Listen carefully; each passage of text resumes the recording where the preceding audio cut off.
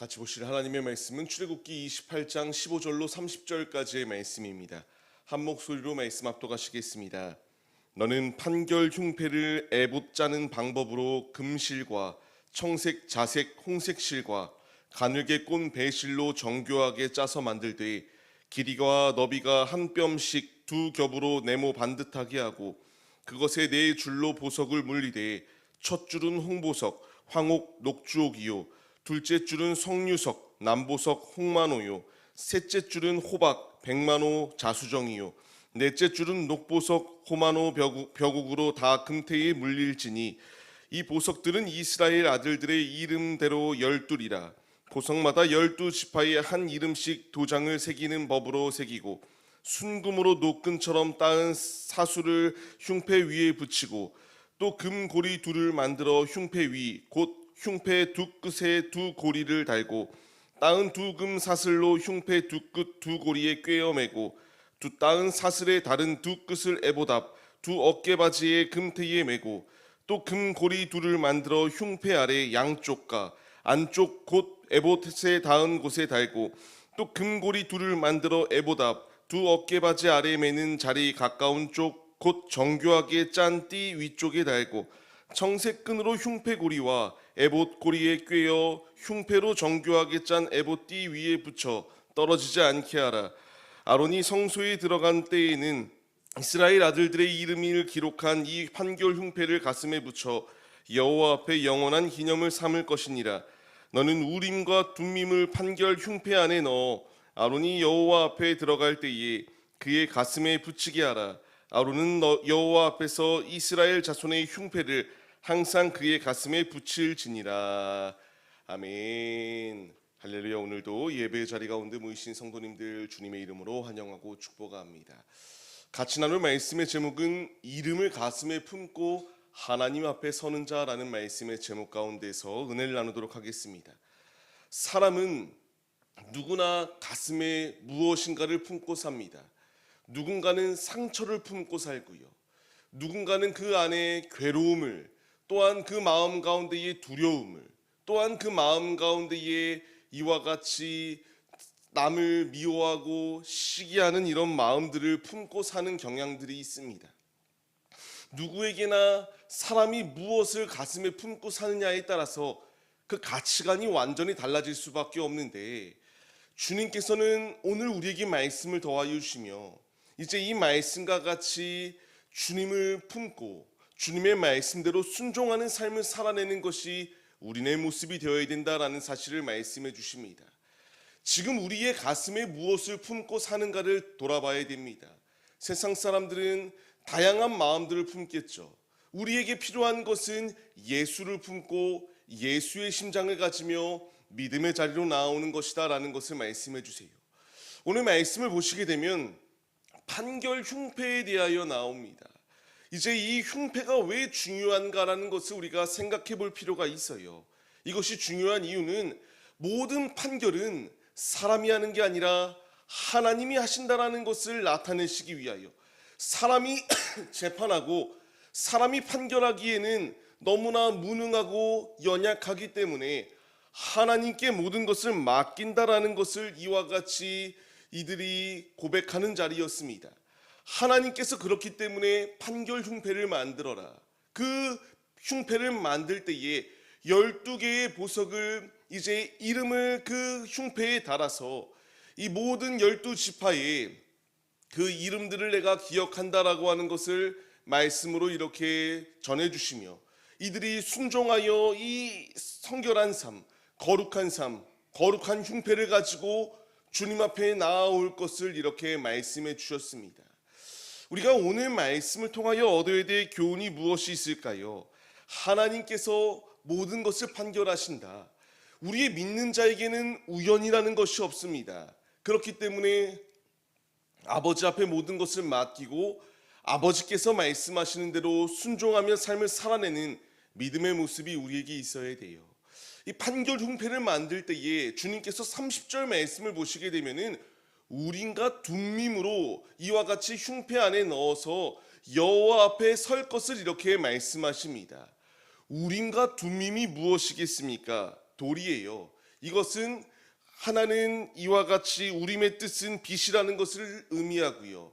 이 둠밈은 완전함이라는 의미를 가지고 있습니다.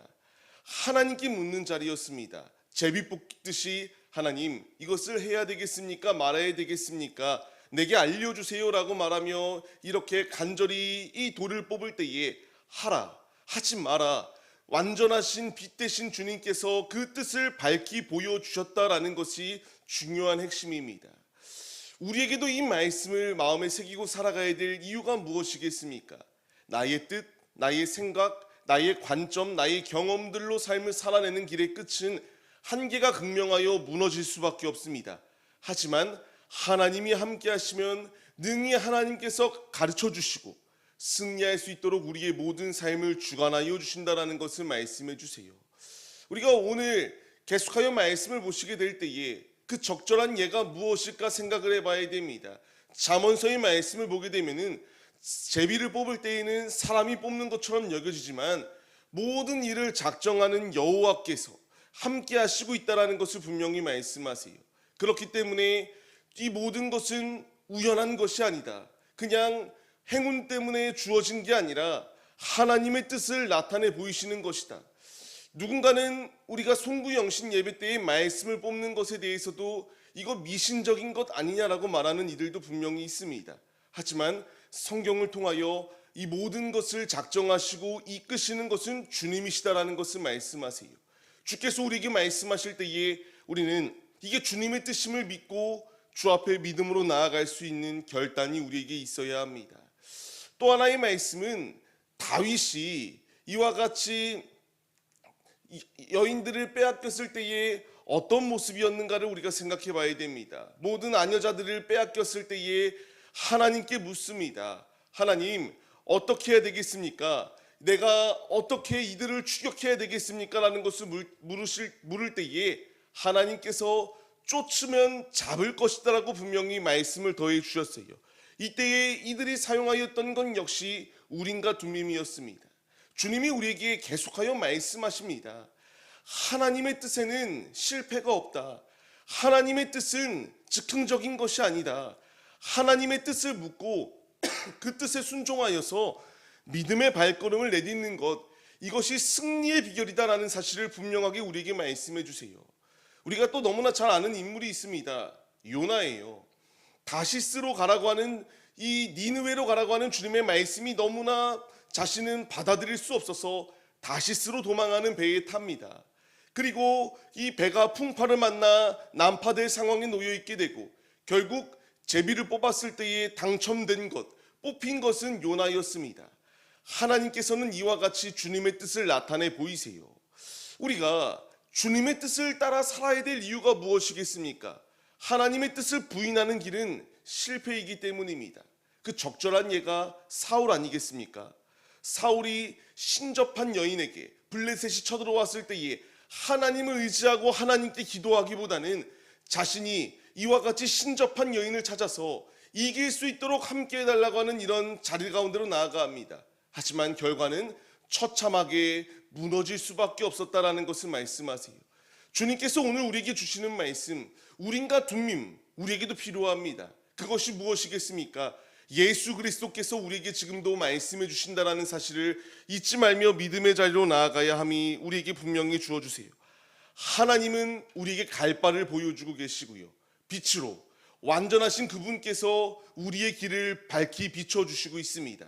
우리에게 필요한 것은 나의 뜻도 아니요 나의 지식도 아닙니다. 하나님께 물으시고 하나님께 구할 때에 하나님께서 때를 따라 도우시는 은혜를 우리에게 베푸시며 승리할 수 있도록 인도하여 주신다는 사실을 잊지 말며 주님께 물으시고 주님의 응답으로 삶을 살아내는 믿음의 도구들이 되시기를 바랍니다.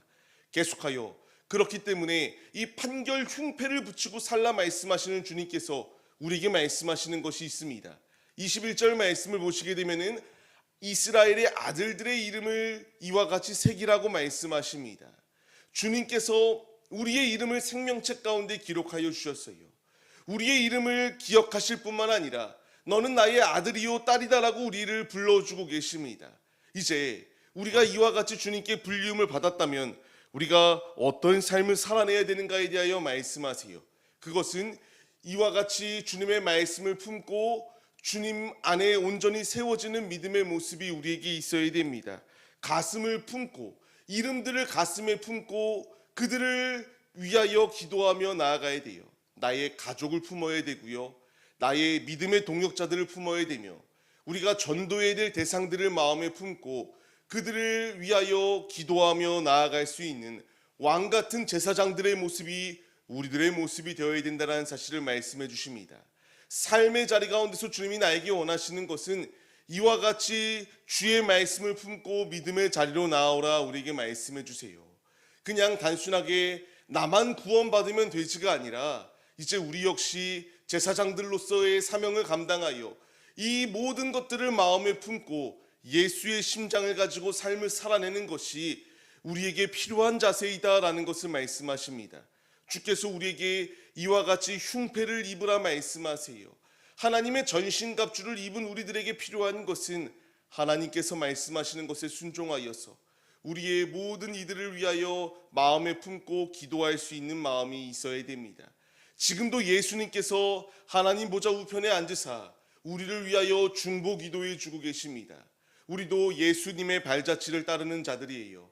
예수님이 이와 같이 일하시는 것처럼 우리에게도 필요한 것은 주님의 말씀을 순종하여 우리 역시 사랑을 실천해 나아가는 모습이 필요하다라는 것을 말씀하세요. 구약의 말씀을 통하여 하나님께서 이들에게 우림과 둠밈을 더하시고 하나님께서 이와 같이 성결한 삶을 살아낼 수 있도록 인도하신 것처럼 이 신약 시대를 살아가는 우리에게도 우림과 둠밈과 같은 것이 주어졌습니다. 무엇이겠습니까? 하나님의 말씀입니다. 성경 66권의 말씀을 우리에게 더하여 주셨고요. 율법을 완성하러 오신 예수님께서 모든 말씀을 완전하게 완성하셨습니다. 이제 우리에게 필요한 것은 그 말씀을 의지하며 생명의 자리로 나아가는 거예요. 성경은 그냥 감정적으로 쓰여진 것이 아니라 하나님께서 우리를 구원의 자리 가운데 이르게 하기 위하여 주신 주님의 음성입니다. 이 모든 말씀은 하나님의 감동으로 쓰여졌고요. 교훈과 책망과 바르게 함과 의로 교육하기에 유익하다라고 분명히 말씀하십니다. 이제 우리가 다른 것을 의지하는 것이 아니라 하나님의 말씀을 붙들고 나아가야 됩니다. 28절 말씀을 보게 되면은 이 에봇이 이 흉패가 결코 떨어지지 아니할 수 있도록 단단하게 이와 같이 고정하라 말씀하세요. 우리 역시 무엇으로 고정해야 되는가를 바르게 세워야 됩니다. 예수 그리스도로 바르게 고정해 나가야 돼요. 우리의 살아가는 모든 인생 가운데서 다양한 문제들이 있을 수밖에 없거든요. 앞서 서론 부분 가운데서 우리가 무엇을 품고 사느냐에 따라 가치관이 다르다라고 말씀드렸습니다. 예수를 품은 자, 예수로 단단히 고정되어 있는 자는 쓰러지지 않아요. 넘어졌다 한들 다시 일어날 수 있습니다. 주께서 우리에게 말씀하시고자 하는 것은 이제 일어나 주의 말씀을 붙들고 이제 그들의 주를 믿고 믿지 아니하는 이들을 위하여 마음에 품고 나아오는 제사장적 사명을 감당하는 자들이 되어라라고 우리에게 말씀하시며 이제 주님께서 우리에게 이와 같이 모든 것을 온전케 하여 주실 주님의 옷을 입고 예수 그리스도의 옷을 입으며 삶을 살아내는 것이 필요하다라는 것을 우리에게 말씀하십니다. 주님의 말씀으로 결단하며 삶을 살아낼 때에 승리할 수 있습니다. 주께서 우리에게 이와 같이 삶을 더하시는 이유는 구령의 열정을 가지고 주님 나라의 확장을 위한 도구로 쓰시기 위하여 우리를 부르셨습니다. 이 분명한 사실을 마음에 새기시고 우리가 오늘의 살아가는 삶의 자리 가운데서 이름을 마음에 품고 하나님 앞에 서서 이제 이 믿지 아니하는 자들과 나의 가족과 믿음의 동역자들을 위하여 기도하시며 주님 나라의 확장을 위하여 오늘도 귀히 쓰임 받으시는 하나님의 뜻대로 순종하여 주님의 충만한 축복을 차지하시는 믿음의 용사들이 우리들의 모습이 되시기를 주님의 이름으로 간절히 축원합니다.